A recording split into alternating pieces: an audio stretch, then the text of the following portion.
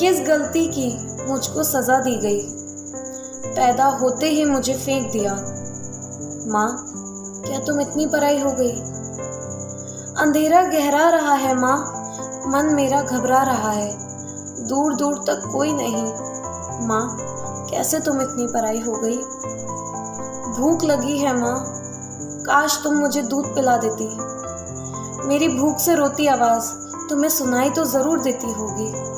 माँ, इतने पराये होने के पीछे तुम्हारी क्या मजबूरी रही होगी? कुत्ते भौंक रहे हैं माँ, डर मेरा बढ़ रहा है। चींटियाँ शरीर पर रेंग रही हैं, मैं तो उन्हें हटा भी नहीं सकती। माँ, तुम इतनी निष्ठुर नहीं हो सकती। सबका दिल पत्थर का बन गया, पर माँ, तुम तो ममता की मूरत हो। ये मूरत भी क्या जड़वत हो गई? माँ, क्या सच में तुम इतनी पराई हो गई? 9 महीने मुझे महसूस किया, पहली बार मेरी सूरत देखकर आँख तो आपकी भी भर आई होगी। माँ, कैसे फिर आप इतनी पराई हो गई होंगी? ज़रूर कोई मजबूरी रही होगी, वरना आप इतने निष्ठुर नहीं हो सकती। पर मुझे फेंकने की क्या ज़रूरत थी? किसी बेऔलाद ज़रूरतमंद के हाथों में मुझे सौंप देती। माँ, काश तुम इतनी पत्थर दिल ना हुई होती। मुझे यूं ही फेंक दिया, तड़पने के लिए यूं ही छोड़ दिया। आत्मा तो आपके आप को ज़रूर कचोटती होगी। दुनिया में आते ही मुझे यूं अकेला छोड़ दिया।